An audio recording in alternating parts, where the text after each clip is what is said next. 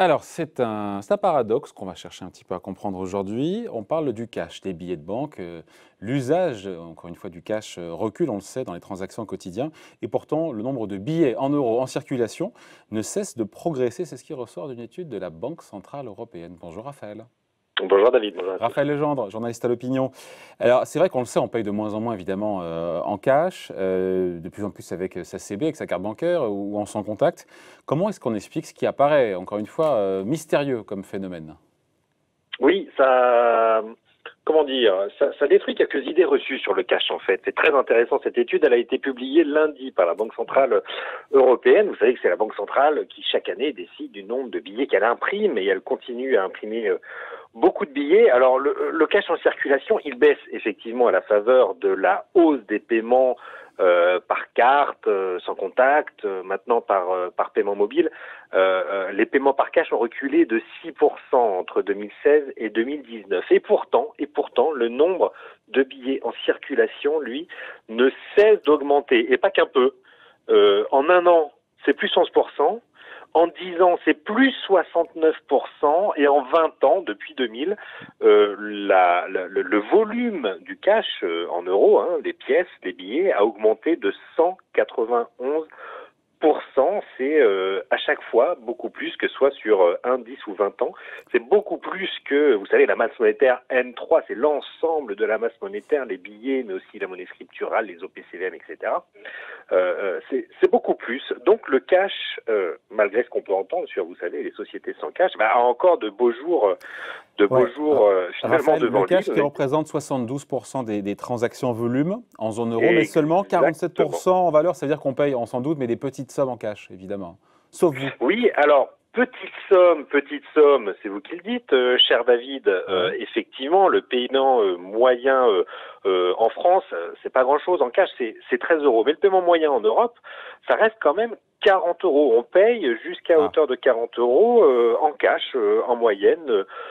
En Europe, ça reste effectivement de très loin le premier moyen de paiement en zone euro. Vous l'avez dit, c'est trois quarts des volumes et à peu près la moitié des valeurs. Mais en France, j'ai quelques chiffres là. Vous avez 6 paiements sur 10 qui se font en cash. C'est 7 sur 10 en Allemagne ou dans les pays du Sud, un peu moins dans les pays du Nord. On sait que la Suède, par exemple, avait essayé d'arriver vers une société sans cash. Et c'est 40 à 45% des paiements dans les pays du Nord. Donc ça reste effectivement Bon, un on en moyen revient. Ouais. de paiement qui est encore très usité Raphaël, ouais. par les citoyens de la zone euro. On en revient au problème, au nœud, au mystère. On a un nombre de billets en circulation, vous l'avez dit, qui augmente de 60% à 50% l'an dernier. Mais Oui. on a dit aussi qu'il était moins utilisé au quotidien. Il sert à quoi ce cash alors? Alors, c'est effectivement le mystère que souligne cette étude de la BCE, de plus en plus de cash en circulation, mais de moins en moins dans les transactions. Alors, où est-ce qu'il Voilà. est passé? D'ailleurs, je me Depuis demande comment on peut avoir la réponse à ça, puisque le cash, il est utilisé de manière anonyme. En plus, mais vous savez, C'est le principe, hein.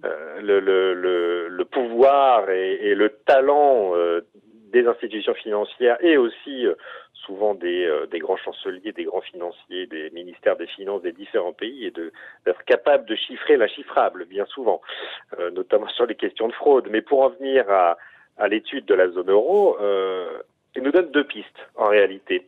La première, c'est d'abord l'augmentation de la monnaie en circulation en dehors de la zone euro. Vous avez énormément de travailleurs qui envoient des travailleurs soit immigrés, soit citoyens de la zone euro, mais qui peuvent envoyer du cash à l'extérieur de la zone euro.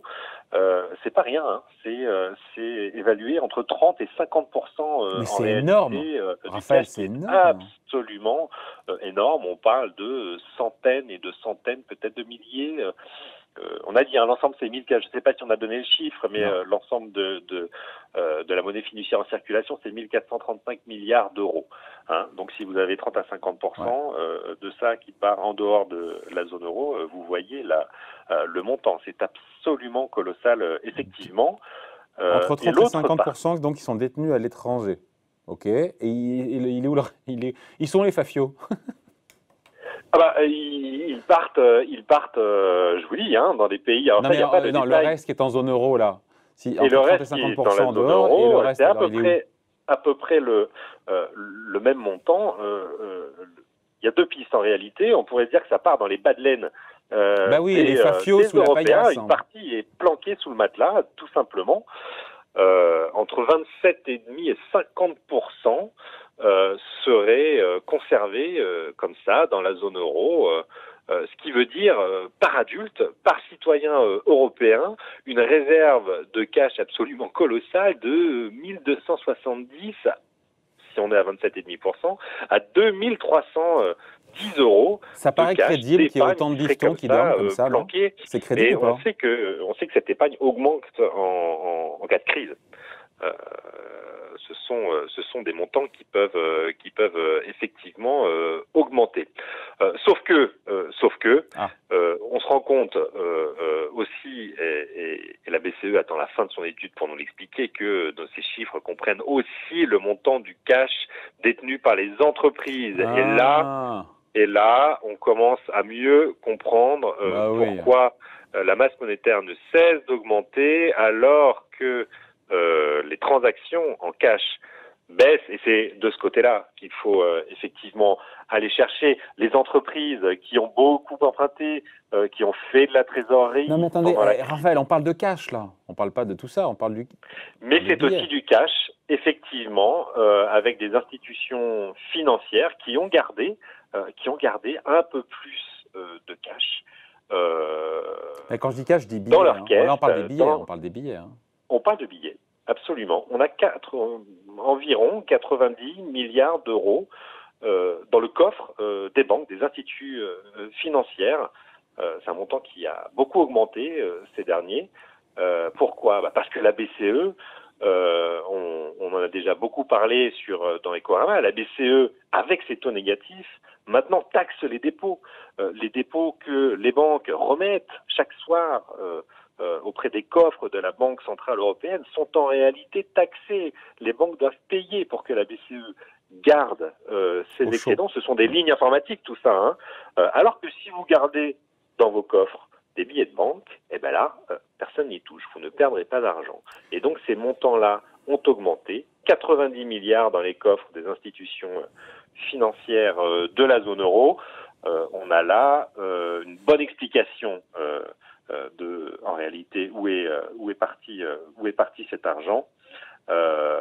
Mais quand Voilà, même si on défalque la partie détenue par les entreprises, il y a quand même beaucoup d'argent en cash, en billets de banque qui dorment sous le matelas des ménages. Des vieilles pratiques, voilà, une vieille pratique des ménages qui finalement à la vie longue, on pourrait trouver ça effectivement étonnant en 2021, mais effectivement les ménages continuent de conserver dans leur bas de laine quelques réserves en cash. Au canot. Voilà, qui est aussi, vous savez, Dostoïevski disait que la monnaie, c'est la liberté frappée.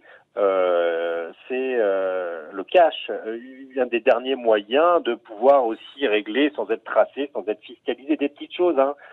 Payer le fils du voisin pour qu'il tonde votre gazon, donner des étrennes aux uns ou aux autres de la famille, de la part des grands-parents. Voilà, on est dans une société où il est de plus en plus difficile. Hein. On sait que les pouvoirs publics cherchent à tracer de plus en plus des mouvements d'argent, que ce soit pour des fraudes comme pour des raisons fiscales, tout simplement. Le cash, lui, reste un moyen, on le sait, de financer ce qu'on paye, comme on dit vulgairement, au black, hein, une partie des dépenses, ou tout simplement, je vous dis, de payer et de vendre des objets, pareil, sur des plateformes d'échange, sans que ce soit forcément fiscalisé, ce qui là n'est pas illégal. Voilà, le paradoxe n'est donc qu'apparent. Merci beaucoup, explication signée Raphaël. Et le cash a encore de beaux jours devant lui. Évidemment, même dans une société sans cash qu'on nous promet. Merci Raphaël, bonne journée. Merci David, Salut. À bientôt.